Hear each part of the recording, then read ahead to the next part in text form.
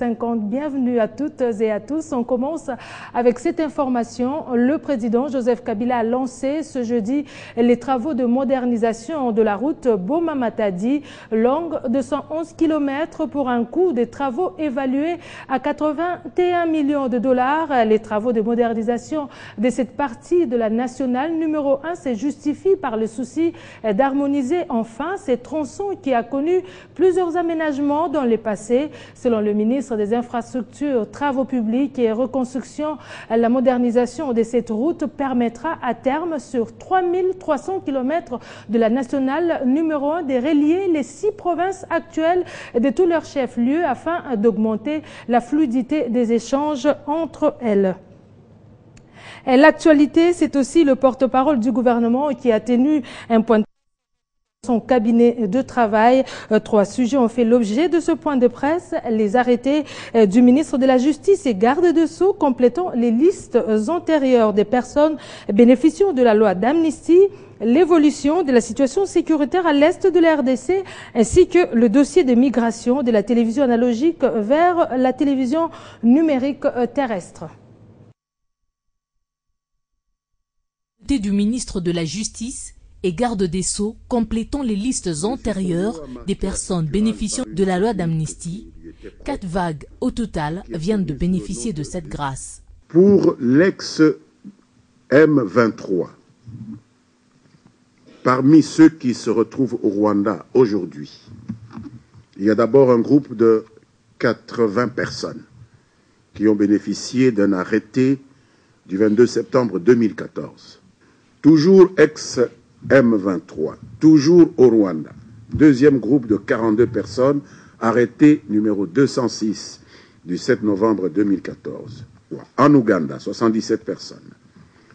Ex-M23, mais présent à Goma.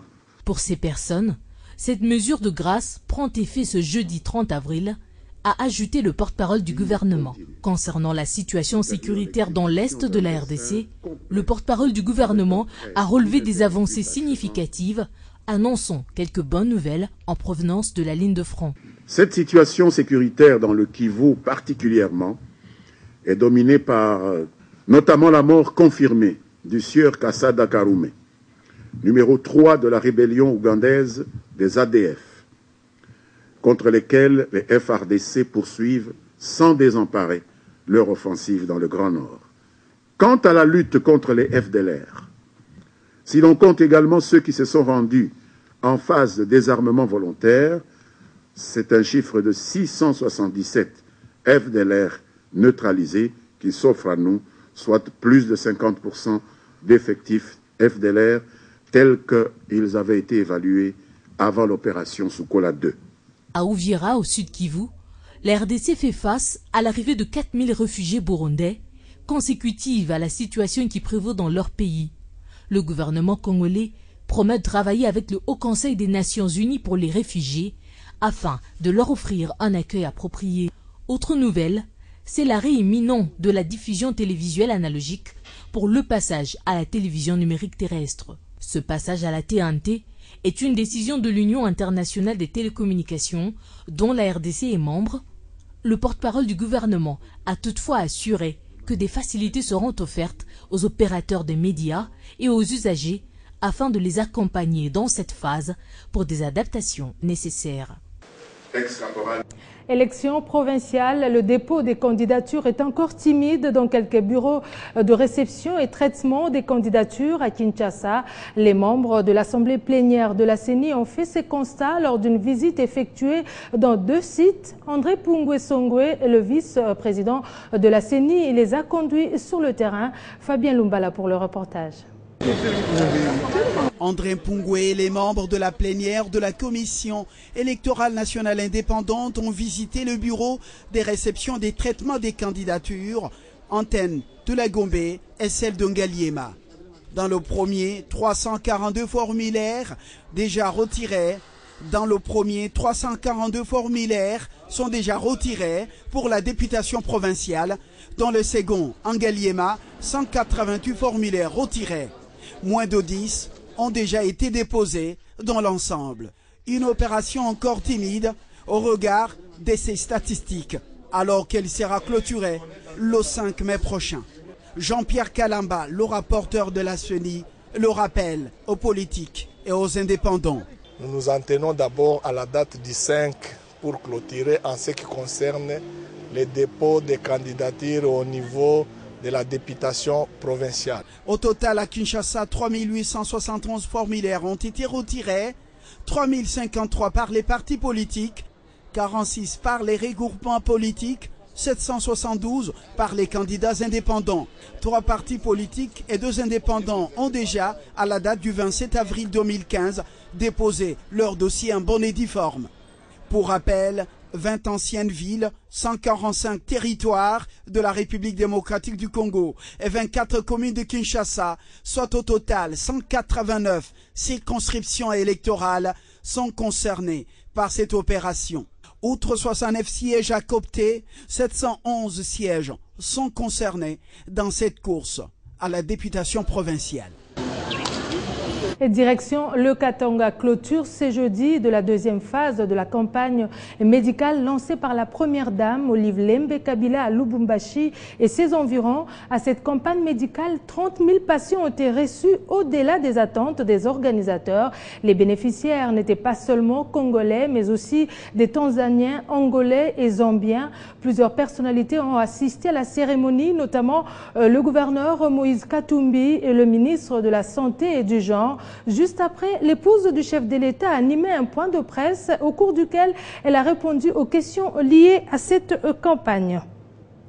Infrastructure scolaire dans ces journaux, nous allons au Bandundu où le gouverneur de cette province, Jean Kamisendo, a procédé à la remise d'un nouveau bâtiment à l'Institut supérieur des techniques médicales ISTEM à Kikwit, ville bénéficiaire de ces bâtiments composés de 3 auditoires. La joie a été visible suite à cette œuvre réalisée sur fonds propres du gouvernement provincial. À cet endroit, les étudiants n'éprouveront assurément plus de difficultés afin d'étudier dans les normes. L'ISTEM Kikwit vient d'être doté de ces nouveaux bâtiments. Jean Kamisendo, par ce geste, appuie les efforts déjà consentis par les comités de gestion, mais également les étudiants qui, par les soucis de se prendre en charge, disposent de quelques bâtiments.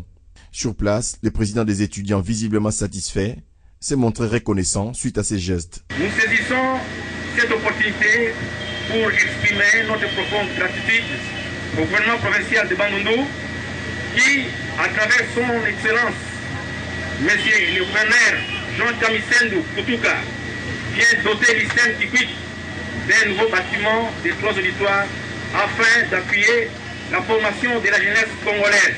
Déjà pour le directeur général de l'Institut supérieur des techniques médicales, ce nouveau bâtiment portera les noms de l'actuel gouverneur, Jean Kamisendo. Question d'immortaliser l'ouvrage. Le 25e gouverneur du Bandundu s'est vu contraint de parcourir quelques 4 km à pied en si bonne compagnie des étudiants qui de vive voix remercient les chefs de l'État pour avoir jeté son dévolu sur ces natifs de Kikwit. C'est 30 avril, journée dédiée aux enseignants. Elle est placée plutôt sous le thème amélioration de la qualité de l'enseignement. Maker Mwangou, ministre en charge du secteur, a lancé un message pour rappeler que l'éducation est un secteur clé du développement d'un pays. Et en plus, l'enseignement primaire et secondaire est la base de toute éducation. On l'écoute. C'est 30 avril, nous célébrons la journée nationale de l'enseignement. En République démocratique du Congo, l'enseignement national fait l'objet d'une réforme essentielle, vaste et profonde, en cours de mise en œuvre, liée à la mission stratégique lui assignée par son Excellence Joseph Kabila Kabange, président de la République, chef de l'État. La préoccupation de son Excellence, Monsieur le Président de la République, est de doter le pays d'un système éducatif rénové qui produit des ressources humaines compétentes, patriotes et agents actifs du progrès individuel et communautaire et du développement de la nation. Car, dit-il, c'est sur le banc de l'école que s'est bâti l'avenir de la nation. Cette préoccupation intéresse toute la nation congolaise, car la majorité de la population ne cesse de parler de la baisse du niveau de notre enseignement. Loin d'être une question essentiellement en conflit des générations, la plus ancienne estimant toujours être mieux formée et mieux éduqués que la génération actuelle. La problématique de la baisse du niveau de notre enseignement est aujourd'hui mieux connue et placée au centre de l'action gouvernementale. La mise en place, le fonctionnement et la rentabilité du système éducatif nouveau en reconstruction pour la reconstruction et le développement de notre pays sont tributaires de l'engagement et du soutien de nous tous. Les défis à relever sont encore importants.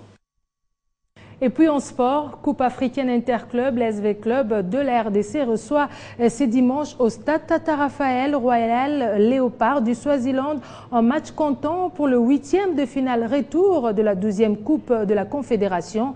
Battu 1-0 à l'aller en déplacement, les Dauphins Noirs de Kinshasa doivent déployer un jeu offensif afin de remonter le but du retard et celui de la qualification. C'est ce que les hommes de Florent Ibenge ont travaillé ce jeudi. On écoute à ces sujets l'entraîneur du team vert et noir de la capitale ainsi que son défenseur central, le Burkinabé Dayo Issoufou. L'attaquant, donc ils sont d'autant plus dangereux qu'ils repartent très vite. Donc ça sera compliqué de jouer face à cette équipe parce qu'il faudra non seulement gagner, mais gagner avec plus de 2 buts d'écart. Donc ça voudra dire qu'on va se dégarnir un petit peu derrière, on va prendre des risques. Donc si cette équipe-là a des espaces, c'est un peu compliqué. Donc le travail d'aujourd'hui a été justement axé sur le fait de pouvoir attaquer et prendre des risques et puis se regrouper assez vite pour qu'ils ne puissent pas avoir des espaces. Oui, je les ai sortis tout simplement parce qu'ils n'étaient pas bien et parce qu'il fallait injecter un sang nouveau.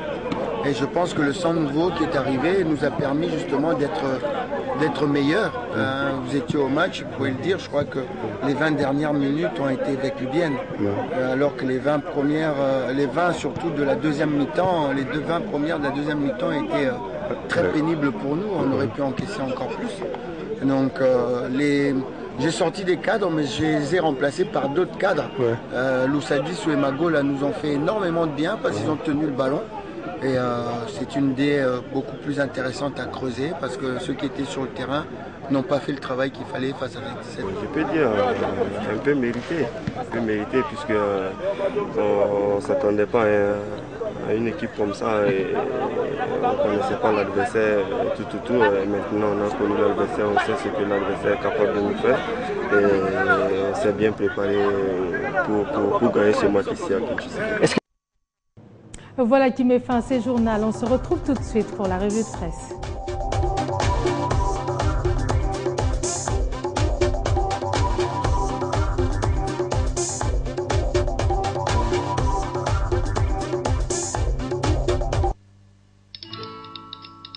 Dans la vie, nous avons tous des rêves,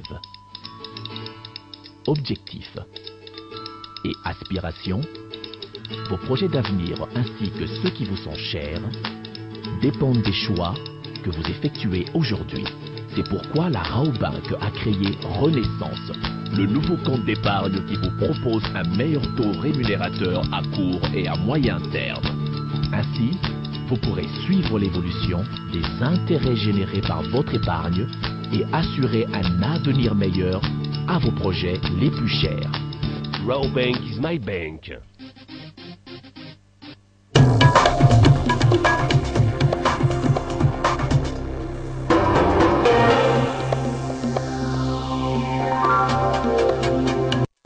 L'autre rendez-vous de l'actualité, c'est la revue de presse dans une sélection et présentation signée Arlette Matodo. Bienvenue. Merci Charlotte Iboaba. Élection provinciale en RDC, le nombre de sièges éligibles